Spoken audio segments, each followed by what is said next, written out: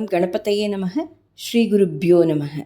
தனம், தானியம், சந்தானம், தைரியம், வெற்றி, கல்வி, ஆரோக்கியம், ஐஸ்வர்யம் அனைத்திற்கும் அதிபதியான மகாலட்சுமியை ஆத்யந்தரஹிதே தேவி ஆதிசக்தி மகேஸ்வரி யோகஜ்ஞே யோகசம்பூதே மகாலட்சுமி நமோஸ்துதே என்று வணங்கி, ஆதியும் மந்தமும் இல்லாதவளை, ஆதிசக்தியானவளை, யோகத்தில் தோன்றுபவளை, நித்தியமான பராசக்தியை, மகாவிஷ்ணுவின் மார்பில் நித்தியவாசம் செய்பவளை, பார்க்கடலிலிருந்து மீண்டும் ஆவிர்பவித்த காரணத்தை பார்ப்போமா?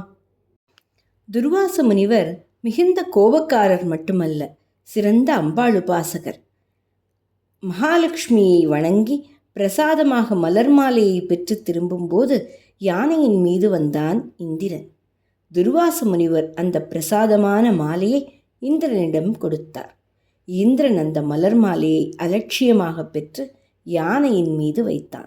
யானையோ அதை கீழே தள்ளி காலால் மிதித்தது. அம்பிகையின் பிரசாதத்தை அலட்சியப்படுத்திய இந்திரனின் செயலை கண்டு வெகுண்டார் துர்வாசர். சகல ஐஸ்வர்யங்களையும் இழக்குமாறு இந்திரனை சபித்தார். துர்வாசரின் சாபத்தால் இந்திரலோகம் களையிழந்தது. தேவர்களின் தேஜஸ், வலிமை, செல்வாக்கு மற்றும் வளம் குறையத் தொடங்கின. இந்த நேரத்தில் அசுரர்கள் வலிமை பெற்று தேவர்களை தோற்கடிக்க ஆரம்பித்தனர்.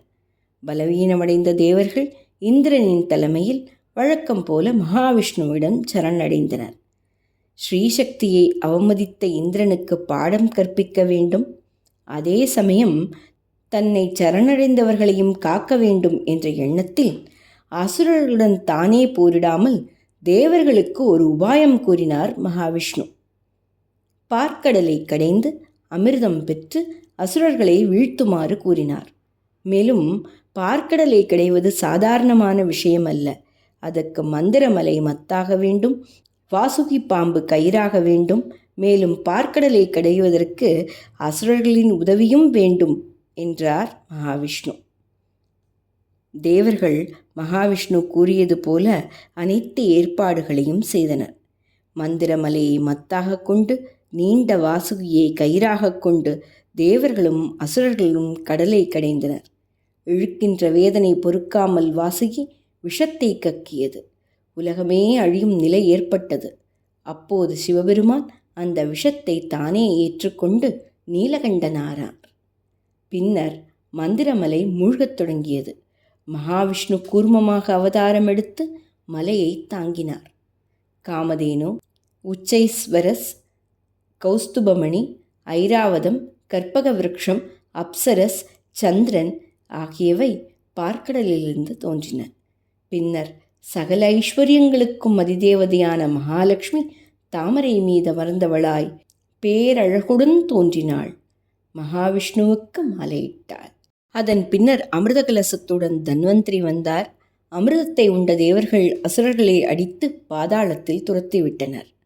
சமுத்திர மந்தனம் என்பது மேலோட்டமான கதையல்ல, அது ஒரு ஆன்மீக பயணம்.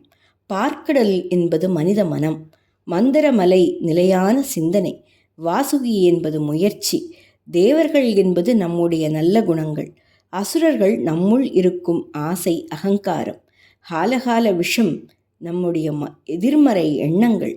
மகாலட்சுமி சகல ஐஸ்வர்யம், அமிர்தம் என்பது அளவற்ற ஞானம். மனிதனுடைய வாழ்க்கை என்னும் பார்க்கடலை இடைவிடாது முயற்சியாலும் மன உறுதியாலும் கடைந்தால் முதலில் நஞ்சுகள் வெளிப்படும். அதன் பின்னரே மகாலட்சுமி தோன்றுவாள், சகல ஐஸ்வர்யத்தையும் தருவாள். மகாலட்சுமி செல்வத்தை மட்டும் குறிக்கும் தேவதை அல்ல. மங்களம், வளம், ஞானம், தூய்மை, சக்தி, பாதுகாப்பு, மனநிறைவு, ஆன்மீக உயர்வு ஆகிய அனைத்தையும் தரும் ஆதார சக்தி.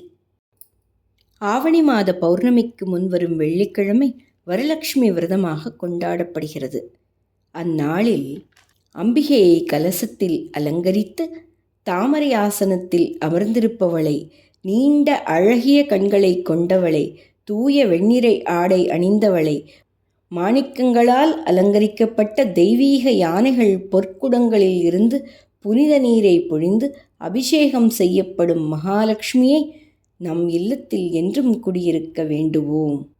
அன்றைய தினம் இந்திரன் போற்றிய மகாலட்சுமி அஷ்டகத்தை நாமும் ஜபித்தால் சகல சம்பத்துக்களை அடைவதோடு என்றுமே ஆனந்தமாக வாழ உதவுவாள்.